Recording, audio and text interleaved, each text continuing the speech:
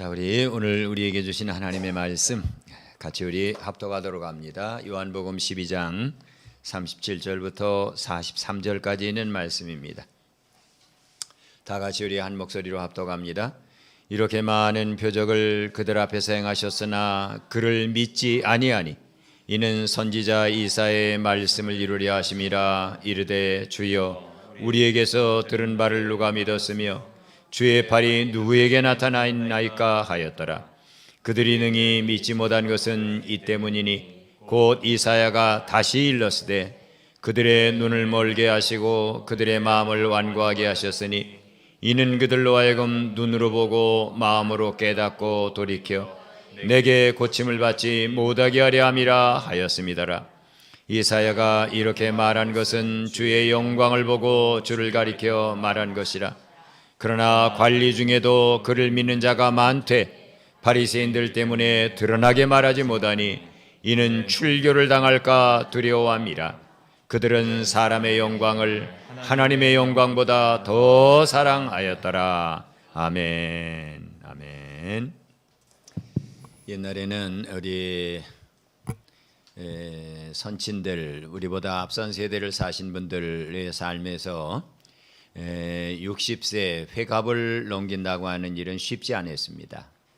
왜냐하면 회갑까지 가기 전에 너무 먹을 것이 없고 영양이 모자랐고 또 그때까지 살 수 있는 모든 것들이 풍족해지지 않았기 때문이에요. 그런데 지금은 60세가 아니라 무슨 세대라고 합니까? 100세 시대. 아마 조금 있으면 120세대, 이렇게 아마 세대가 자꾸 늘어날 겁니다. 그러나 아무리 100세 세대가 되고 120세대가 돼도 중요한 것은 그 100년, 120년을 살아낼 만한 건강이 없으면 그 사람에게 그 삶은 고통과 무의미한 것일 뿐입니다. 우리 믿음 생활도 마찬가지예요. 우리가 믿음 생활을 한다 할 때에 그 믿음 생활을 변함없이 하나님 나라 갈 때까지 쭉 믿음 생활을 해나가기가 결단코 쉽지 않습니다. 왜냐하면 그 믿음 생활을 해나가는 동안에 장애물이 우리에게는 많이 있기 때문이에요. 바로 오늘 이 본문 말씀은 예수님께서 우리가 믿음 생활을 해나가면서 마주치게 되는 큰 장애물 두 가지를 예수님이 오늘 본문 가운데에서 지적하고 계신 거예요. 사도 요한을 통해서. 그러면 우리가 믿음 생활을 잘 해나가야 되는데 잘 우리 믿음 생활을 해나가지 못하도록 방해하는 그 장애물이 어떤 장애물이 있을까요? 첫째는 바로 우리의 욕망이라고 하는 장애물이고, 둘째는 바로 인간관계라고 하는 장애물이에요. 첫째가 뭐라고요? 욕망. 두 번째가 인간관계입니다. 오늘 본문은 이렇게 시작하죠. 이렇게 많은 표적을 그들 앞에서 행하셨으나 그를 믿지 아니하니. 예수님께서 많은 표적을 행하셨지만 그를 믿지 않았다고 그랬어요. 이는 선지자 이사야의 말씀을 이루려 하심이라. 이르되 주여 우리에게서 들은 바를 누가 믿었으며 주의 팔이 누구에게 나타났나이까. 이렇게 오늘 본문은 시작하고 있어요. 예수님께서는 공생의 기간 동안에 그 누구도 따라올 수 없는 많은 표적을 행했습니다. 그러나 유대인들은 계속해서 예수님께 하늘로부터 오는 표적을 구했어요. 병든 자를 고쳤고, 죽은 나사로를 살렸고, 나인성 과부의 아들을 살렸고, 야이로의 딸을 살려냈습니다. 그런데도 불구하고 유대인들은 계속해서 예수님에게 뭘 달라? 표적을 달라. 표적을 달라. 표적을 보여달라. 그러면 유대인들이 묘사한 표적이 뭡니까? 이야기한 표적이 뭐예요? 중풍병자를 고치는 것도 좋고 죽은 자를 살리는 것도 좋은데 우리가 정말 바라는 우리 욕망, 우리 민족이 추구하고 있는 그 표적을 달라는 거예요. 그 표적이 뭡니까? 당시 유대인들은 로마에 의해서 지배를 받고 있는 피압방 민족이었어요. 로마의 군대가 이스라엘 땅에 들어와서 유대인들을 강력하게 지배하고 있었어요. 그런데 유대인들이 당신이 메시아라면, 하나님의 아들이라면 저 죽은 자를 살리는 당신이 지금 한마디만 해라. 로마의 모든 군인은, 유대 땅에 와 있는 로마의 모든 군인은 다 죽어라. 이렇게 말해서 그들을 다 죽이고 우리에게 해방을 달라는 거예요. 해방을 달라는 거예요. 이게 유대인들이 구하는 표적이었습니다. 그래서 예수님이 이 죽은 사람도 살리고 나병 환자도 고치고 중풍병자도 고쳤지만 유대인들에게 그것은 진정으로 말하는 표적이 아니었어요. 해방을 달라 이거예요. 그러한 면에서 예수님께서 행하신 많은 기적, 또 예수님이라고 하는 분은 그들이 보기에 너무나도 보잘것없는 일개 나사렛 목수의 아들에 지나지 않았습니다. 표적을 따라간 자들이 얻게 되는 것은 믿음이 아니라 불신입니다. 그러기에 그들은 죽은 자를 살렸다고? 중풍병자를 고쳤다고? 나병 환자를 고쳤다고? 그런데 왜 우리 민족에게 해방을 안 주지? 해방을 줘야 그가 메시아야. 이렇게 말하면서 예수님을 배척하기 시작했어요. 그런데 예수님을 배척한 이 유대인들의 모습이 그들만의 모습은 아닙니다. 오늘 여기에 앉아있는 우리들의 모습이기도 해요. 우리들은 교회에 와서 어떤 기도를 드리죠? 하나님, 내게 이게 필요하고 이게 필요하고 이게 필요합니다. 그러니까 내게 필요한 걸 하나님 좀 제발 채워주세요. 이렇게 해서 자신에게 필요한 어떤 것이 채워졌을 때 우리는 아주 기쁘게 그렇게 말합니다. 야, 하나님 살아계시다. 하나님은 정말 나와 함께 계시다. 그런데 내가 그렇게 간구했음에도 불구하고 하나님을 향해 기도했음에도 불구하고 그게 이루어지지 않을 때 우리는 어떤 마음을 품지요? 야, 내가 이 좋은 교를 잘못 택했나 봐. 법당에 갈 걸 그랬나? 아니면 무당을 불러다가 구슬할 걸 그랬나? 아니 내가 예수라고 하는 분을 믿고 나서부터 왜 이렇게 어렵고 힘들지? 그리고는 교회를 떠나가는 예수님을 믿는 믿음을 저버리는 사람들이 한두 사람이 아닙니다. 오늘 본문 말씀은 유대인들이 그렇게 된 것은 하나님께서 하시는 영적인 일에 대해 마음이 완고하고 눈이 멀었기 때문이라고 이야기합니다.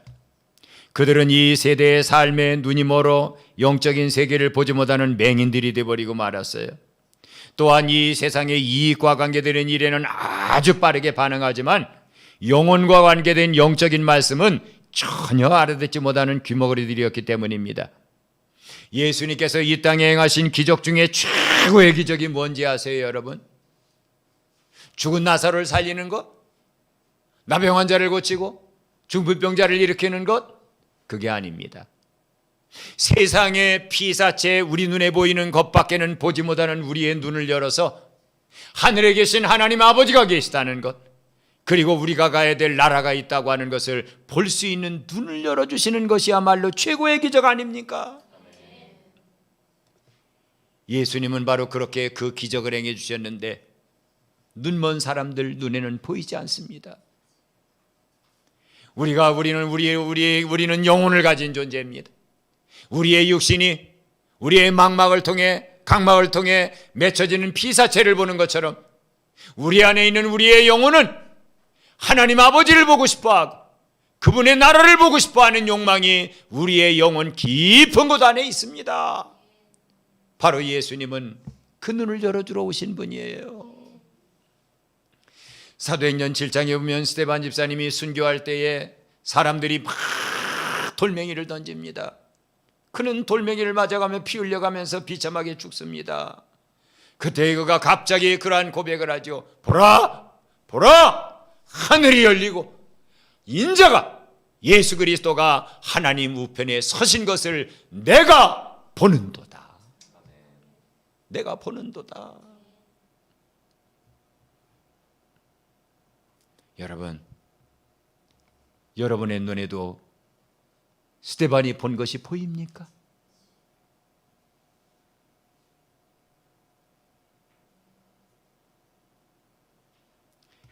또한 예수님께서는 귀머거리에 귀를 열어주러 오신 분이, 단순히 육체의 소리를 듣지 못하는 귀머거리에게 네가 귀를 열고 들어라 하는 그 말씀을 하시는 게 아니라 예수님께서 오신 것은 영혼은 분명히 육체 안에 영혼을 갖고 있는데 하나님이 말씀하시는 하나님의 메시지, 하나님의 음성은 일생 동안 듣지 못합니다. 그냥 밥 먹었느냐, 어디 가느냐, 뭐 하느냐, 어떤 일을 했느냐, 돈을 얼마나 했느냐, 이러한 소리는 귀에 잘 들었는데 세미하고 조용한 음성으로 말씀하시는 하나님의 음성은 내 귀에 들리지 않더라고 하는 거예요. 엘리야가 갈멜산에서 하나님의 불이 땅에 떨어지게 만들고, 그리고 바알의 선지자 400명을 기손 시냇가로 데리고 나가다가 죽입니다. 그런데 엘리야에게 들려온 소리가 있어요. 이세벨이라고 하는 왕비가 내일 이맘때가 되기 전에 내가 사람들을 보내서 네 목을 쳐 죽일 거다. 엘리야는 낙심했어요. 그는 달려가서 유대 광야, 거기에 그는 그 머리를 베고 머리베개를 하고, 그리고 드러누워서 그는 그렇게 하나님 앞에 얘기합니다. 하나님, 이세벨이 나를 죽인다고 합니다. 하나님, 내가 어떻게 하면 좋습니까? 하나님, 차라리 내 목숨을 걷어가세요. 그리고 그는 절망했습니다. 그런데 절망 중에 잠들었다가 일어나 보니까 물 한 병이 있고 떡이 있네요. 그는 떡을 먹고 물을 마시고 다시 잠들었습니다. 절망 속에. 또 떡을 먹고 물을 마시고 다시 잠들었어요. 또 다시 절망 속에. 그러더니 그에게 음성이 들려옵니다. 엘리야야, 너 왜 여기 있냐? 일어나서 호렙산으로 가라. 그는 40일을 부지런히 달려가서 호렙산 굴 속에 숨어 있었습니다. 그때 엘리야에게 강한 바람이 산을 막 요동치기 시작합니다. 큰 불이 산 앞을 스쳐갑니다. 그리고 요란한 지진의 바위가 덜컹덜컹거리는 소리가 울려듭니다. 그는 깜짝 놀라서 굴 밖으로 나왔어요. 그랬더니 큰 지진이 일어난 후에 세미한 음성 하나가 들립니다. 엘리야야, 네가 왜 여기 와 있냐? 네, 제가 하나님을 위해 열심히 특심한 사람입니다. 그런데 하나님, 나머지 여호와의 선지자는 다 사라져버리고 나만 남았는데 내 목숨까지 이세벨이 빼앗으려고 합니다. 나는 도대체 어떻게 해야 됩니까? 그때 하나님이 엘리야야, 착각하지 마. 너 말고 이스라엘 땅에 7,000명의 비밀한 용사들을 내가 숨겨놨다. 그리고 너는 님시의 아들 예후를 세워서 이스라엘 임금을 삼고, 사밧의 아들 엘리사를 세워서 네 후계자를 만들어 놔라. 그는 호렙산 입구에서 하나님의 말씀하시는 음성을 생생하게 들었습니다. 여러분, 교회가 어떤 곳인지 아세요? 목사의 얼굴 보는 것 아닙니다. 설교 듣는 것도 아닙니다. 교회는 바로 예배드리러 온 예배자가 예배를 드려가면서 다른 사람은 도저히 못 듣는 하나님의 세밀한 음성을 내 마음속에 들려주시는 그 하나님의 음성을 듣고 힘을 얻고 용기를 내고 소망을 갖게 되는 것, 그게 바로 예배입니다, 여러분. 그런 예배를 우리가 드려야 되지 않습니까? 이스라엘 백성들은 그러한 하나님의 음성을 듣는 귀를 잃어버렸는데 예수님께서 그들의 귀를 열어주셨어요. 그들은 바리새인들의 아무리 많은 설교, 서기관들의 아무리 많은 설교를 들어도 그들은 가슴이 뜨겁지 않았습니다. 그런데 엠마오로 가는 두 제자가 낭망 중에 길을 걸어가는데 예수님께서 갑자기 나타나셔서 그 두 제자를 향해 말씀하시는데 구약 성경 한마디 한마디를 풀어주시는데 엠마오로 예루살렘에서 엠마오로 가던 낙심한 제자들이 뭐라고 그랬습니까? 그분이 말씀을 풀어주실 때에 우리의 마음이 뜨겁지 않더냐.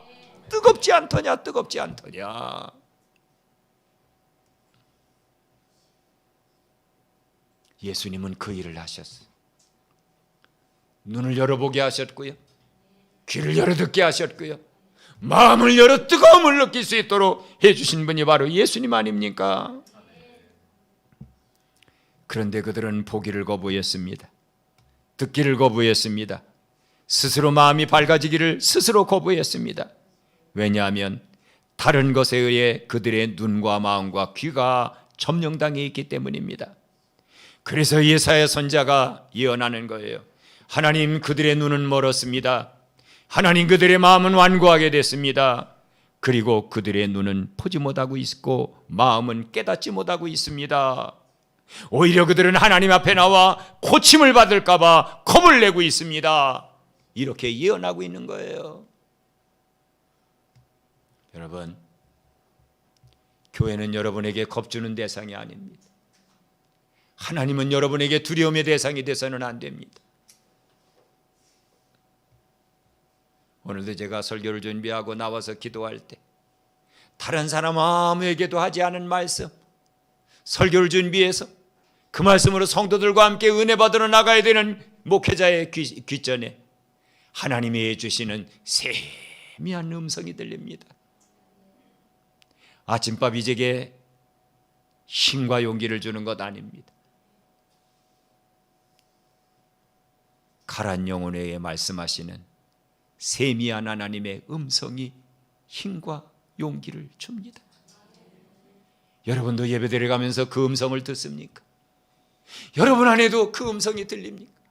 스테반 집사님이 봤던 그 나라가 우리에게 보이고 그 음성이 내 귀전에 들리고 하나님의 말씀을 열고 우리가 성경을 읽을 때 성경의 말씀이 눈으로 귀로 이루어지는 게 아니라 내 가슴을 파고드는 뜨거움으로 우리에게 여러분 와닿고 있습니까? 유대인들은 그걸 놓쳐버리고 말았어요. 그걸 잃어버렸어요. 내 사랑하는 그 이름 예수, 복된 예수, 내 눈에 눈물 씻기는 예수, 복된 예수. 아, 귀하다. 골고다 언덕의 어린 양, 나를 위해 목숨 버리셨네. 예수, 복된 예수. 예수님, 저 오늘 교회에 왔어요. 제 귀를 열어서 듣게 해주세요. 제 눈을 열어보게 해주세요. 제 마음이 성령의 불을 통해 뜨거워지게 해주세요. 이렇게 간구하며 주님을 기다리는 영혼이 되어야 되지 않습니까? 내 욕망으로 꽉 차서 하나님 이거 들어주시면 하나님 살아계시고, 이거 들어주셔야만 살아계시고, 이거 들어주셔야만 살아계신 하나님입니다. 그걸 안 들어주시면 절망해서 그 자리를 떠나가는 불쌍한 영혼이 되서야 되겠습니까?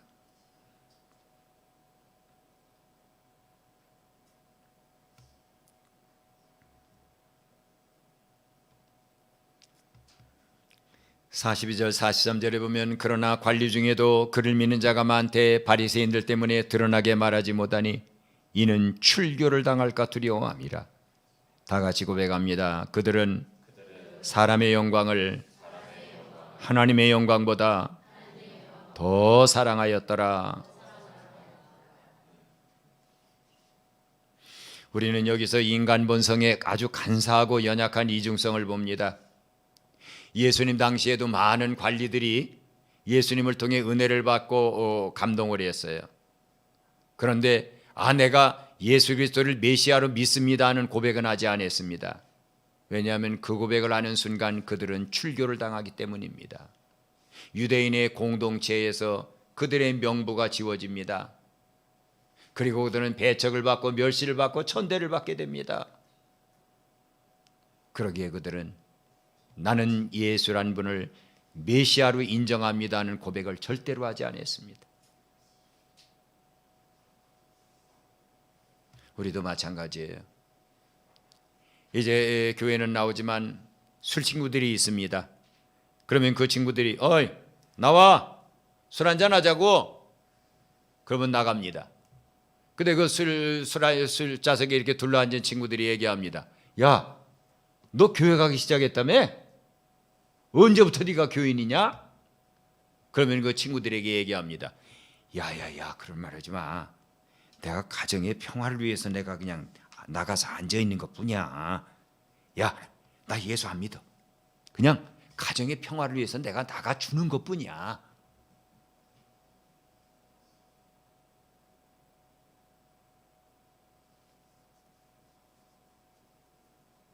그 친구들이, 그 술 친구들이 나를 위해 뭐를 해줄 수 있죠? 50대 먹은 어떤 사람 하나가 이 가운데 배가 자꾸 불러오면서 아프기 시작합니다. 그는 병원에 갔어요. 병원에 갔더니 피 수치도 그렇고 CT상으로 보면 선생님은 간암이네요. 간암이 이깁니다 하는 얘기를 들었어요. 근데 지금 빨리 수술을 하시고 항암을 하면 아마 회복이 될 가능성이 큽니다. 근데 그날 저녁 그는 친구들을 불러냅니다. 야, 니네들 나와.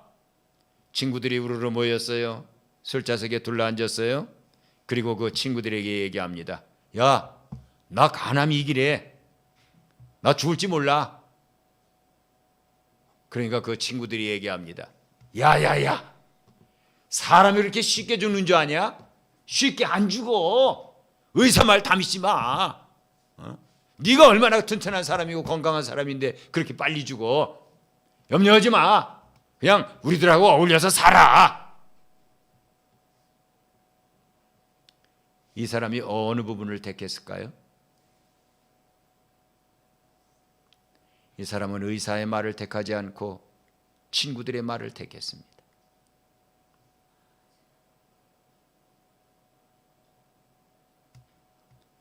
그렇게 2달, 3달, 4달, 5달, 6달 흐르고 나니까 배가 동산만큼 불러오기 시작합니다. 복수가 꽉 찬 거예요. 그때 그는 병원을 찾아갑니다. 그때 의사분이 얘기합니다. 당신은 너무 늦었습니다. 우리가 당신을 위해서 해줄 수 있는 일은 아무 일도 없습니다.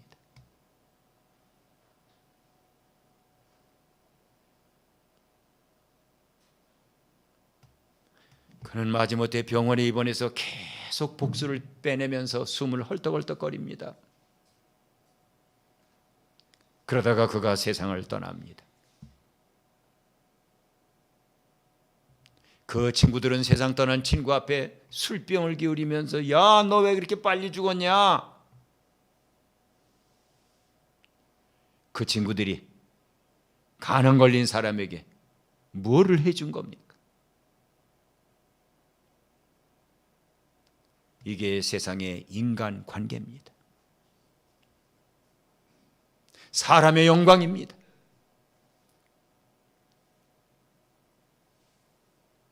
그러나 예수 그리스도는 여러분에게 영혼을 주시는 분입니다. 1년 더 살게 해주는 것 아니고요, 2년 더 살게 해주는 것 아니고요, 10년이나 100년이 아니라 영혼을 우리에게 선물해 주시는 분입니다. 예수님은 또한 우리의 죽을 육체를 다시 부활시켜서 하나님 아버지 앞에 예수님과 똑같은 부활체를 만들어 영광 중에 하나님의 유업을 누리며 영원히 살 수 있도록 해주시는 능력 있는 분이 바로 예수 그리스도입니다. 우리는 망설여서는 안 됩니다. 선택해야 됩니다. 친구들과 아니면 세상 친구들과 어울려서 때로는 10년, 15년 더 지낼 수 있지만 그 친구들은 그 뒤에 내 영혼을 영원히 책임질 수 없는 대상들입니다.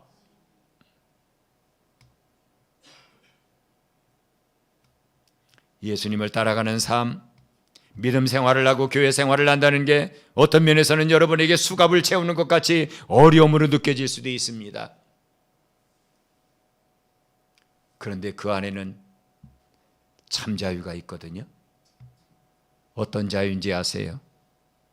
죄로부터의 자유입니다. 죄로부터의 자유입니다. 죄로부터의 자유. 자유 중에 여러분 최고의 자유가 예수 그리스도 안에 있습니다. 예수 그리스도 안에는 영생이 있습니다. 나는 이 세상의 빛이다. 나를 따르는 자는 어둠에 거하지 아니하고 생명의 빛을 얻을 것이다. 내가 곧 길이요 진리요 생명이니 나로 말미암지 않고는 아버지께로 올 자가 없느니라 그랬어요.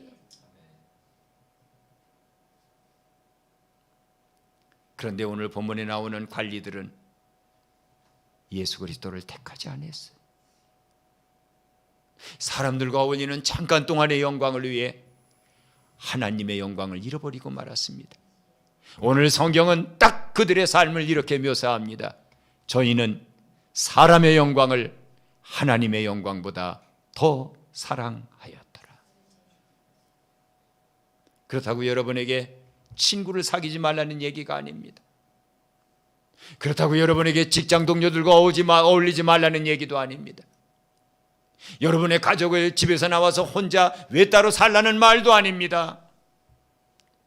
중요한 것은 내가 그리스도인임을, 내가 예수 그리스도를 따라가고 있는 사람임을 우리는 용감하게 주위 사람들에게 보여주면서 영향력을 미치며 살아야 된다는 겁니다. 성경 다니엘서 3장에 보면 두라 평지에 바벨론 임금 느부갓네살이 큰 높은 우상을 세워놓습니다. 그리고는 그 우상의 낙성식에 모든 127개 도에 있는 모든 도지사들, 그 동장들, 시장들 할 것 없이 다 두라 평지에 불러놓고는 이야기합니다. 내가 우리 신을 만들었다. 이 신이야말로 바벨론 모든 민족이 섬겨야 될 신이다. 내가 지금부터 비파를 치고 수금을 치고 쟁을 울리고 북을 쳐가면서 내가 너희들 모두가 절하게 해주겠다. 내가 만든 신상 앞에 절해라 하니까 모두 거기 불려온 도지사, 시장, 동장할 것 없이 다 엎드려 절을 합니다. 그런데 꿋꿋하게 절하지 않는 세 명이 있어요. 사드락, 메삭, 아벳느고 유대인들입니다. 사람들은 그 우상 앞에 넙죽 절을 하면서 이렇게 쳐다보다가 저 원수 같은 것들 저거 제거할 때가 드디어 왔다. 임금님이 만든 이 위대한 신 앞에 절하지 않는 대상들이 있습니다. 느부갓네살이 그게 누구냐? 왜? 임금도 그 신상 앞에 절했으니까 못 받잖아요. 바로 사드락, 메삭, 아벳느고 유대 땅에서 잡아온 포로들입니다. 임금님이 궁일이 여기서 그들을 도지사를 만들어줬는데 저 인간들이 우리가 믿는 신 앞에 절하지 않습니다. 느부갓네살이 그래? 그러더니 사드락, 메삭, 아벳느고를 부릅니다. 사드락, 메삭, 아벳느고에 너희가 정말 그렇게 했니? 내가 다시 한번 시편금을 올리고 그리고 내가 생황을 치고 북을 울리고 징을 칠 테니까 내가 만든 신 앞에 절을 해라. 그러면 너희의 목숨을 살려주겠거니와 절하지 않으면 너희는 죽을 것이다. 그때 사드락, 메삭, 아벳느고 만일 사람의 영광을 생각하는 것이었더라면 그래요? 우리가 잘못 생각했었나 봐요. 다시 한번 울려주세요. 절할게요 했을 겁니다. 그때 그들은 감히 들고 있는 칼날 한 번에 목을 쳐낼 수 있는 임금 앞에서 그렇게 얘기합니다. 임금님, 다시 비파를 칠 필요도 없고 시편금을 울릴 필요도 없고 징을 칠 필요도 없고 북을 칠 필요도 없습니다. 우리는 하나님만을 섬기기 때문입니다. 관용을 베풀었던 느부갓네살의 얼굴 낯빛이 변합니다. 누구에 대한 모욕입니까? 임금에 대한 모욕이에요. 지금 이 앞에 서 있는 30m 가까이 되는 높은 신상 바벨론의 신 느보신에게 대한 모독입니다. 느부갓네살이 뭐라 그래요? 용광로를 7배나 뜨겁게 해라. 그리고 내 명령을 거역한 저 인간들을 용광로에 갖다 집어넣으라. 바벨론의 군사 하나가 그 세 명을 갑자기 죄수가 된 세 명을 포박 지워서 용광로 가까이 갖고 끌고 가는데 가까이 다가가기도 전에 그 병사가 타서 죽으면서 이 세 명은 거기로 곤두박질에 용광로 안으로 들어갑니다.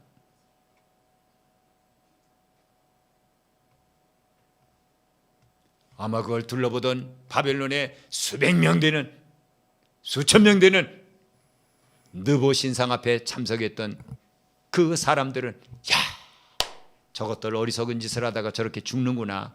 이제 인생이 끝났구나.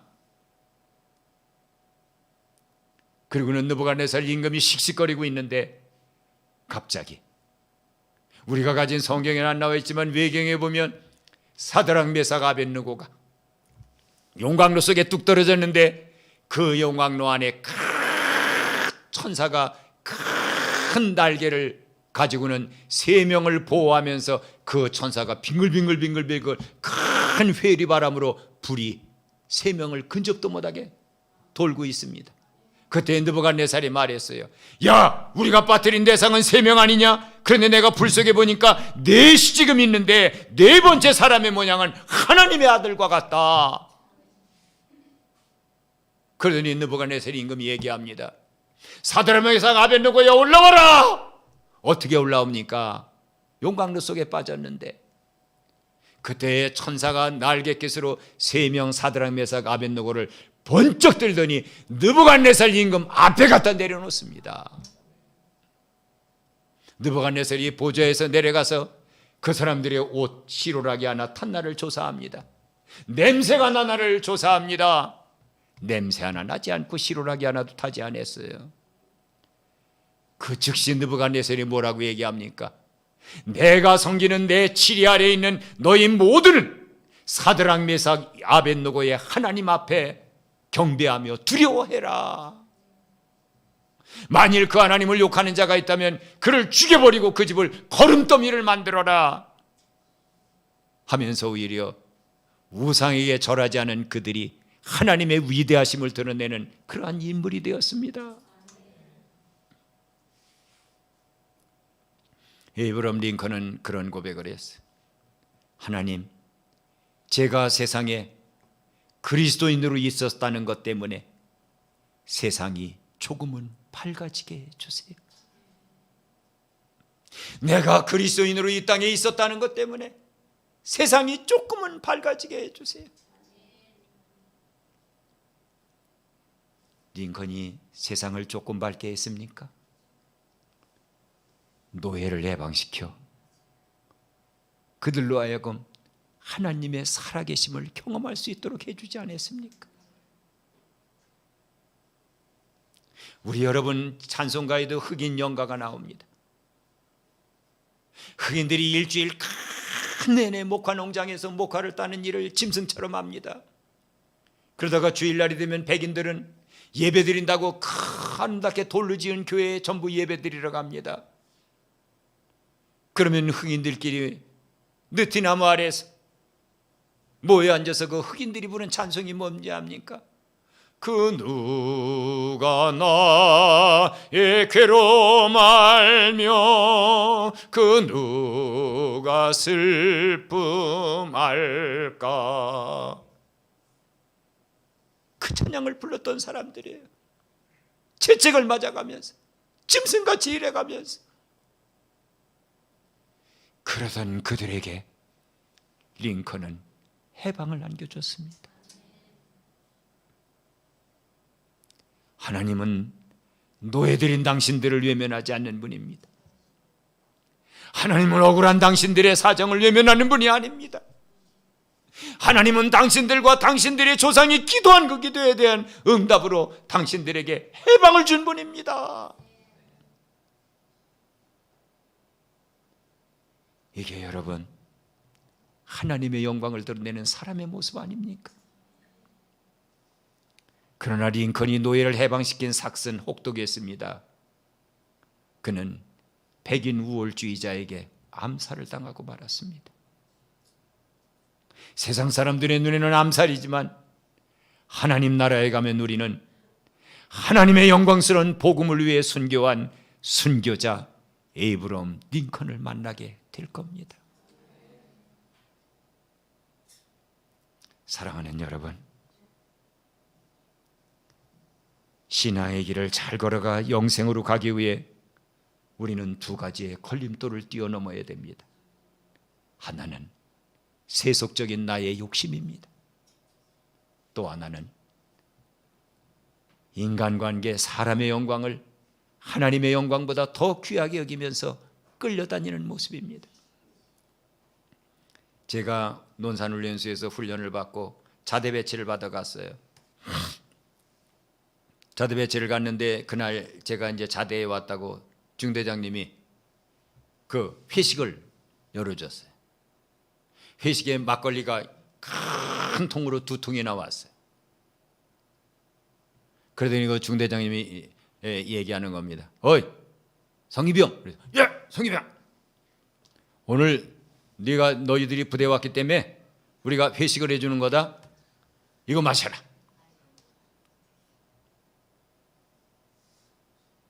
제가 안 마셨어요. 저는 신학을 공부하다 온 신학생입니다. 술을 마시지 않습니다. 했더니 중대장님 얼굴이 막 울그락불그락 바꿔지는 거예요. 아이 엄마, 예수님 믿는다고 하는 애 많이 와 거쳐갔어. 너 말고도. 근데 다 먹고 마셨어. 뭐 그렇게 네가 특별한 인간이라고 안 먹냐?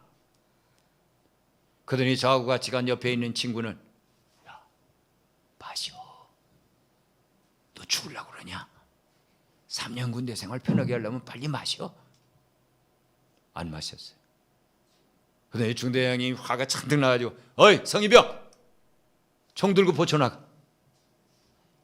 그래서 저는 회식해 주는 날 총 들고 보초를 나갔습니다. 그리고 주일날이 됐어요.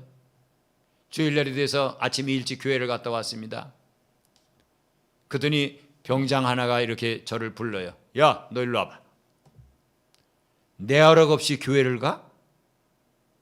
내 허락 없이 너 교회 갔다 왔지? 하더니 딱 세워놓고 발길로 앞가슴을 한 20번을 차더라고요.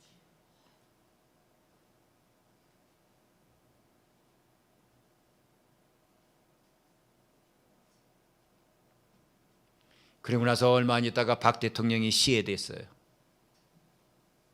그리고 저희 부대는 통째로 저 임진강 가까이 해병 2사단을 후원하기 위해서 포를 끌고 거기로 옮겨갔습니다. 근데 그때가 되니까요, 아침에 조회를 쓰는데 중대장님이, 어이 성병장 빨리 와.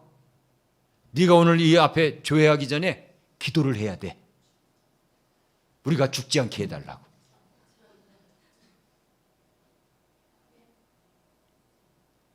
이북에서는 연속해서 막 계속해서 방송이 나옵니다. 네? 박정희가 죽었다고, 이제 해방은 곧 온다고. 그러니까 남한의 병사들이여 철책선 넘어 우리에게로 오라. 선임하사들도 그냥 죽을까 봐 걱정이 돼요. 중대장도 걱정이 돼요. 그러니까 매일 아침 조회했을 때마다 성병장 나와서 기도하고 시작하자. 부대의 분위기가 바꿔지더라고요. 여러분,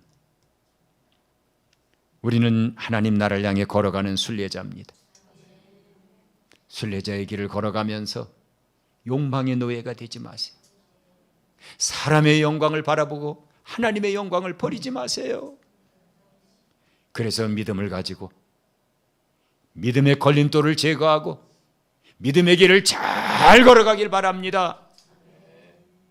그리고 예수님에게 우리가 들어야 될 모든 말들, 착하고 충성된 종아, 내가 작은 일에 충성했음에 내가 큰 것으로 내게 맡기겠다. 이 말을 꼭 듣는 저와 우리 한빛 지체들 다 되시기를 축원합니다.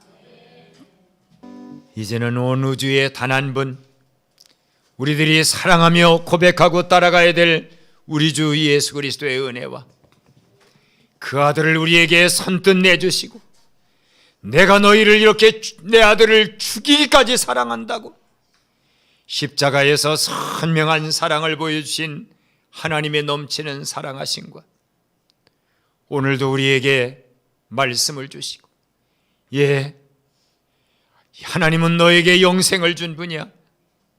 하나님은 너에게 부활의 놀라운 기적을 주신 분이다.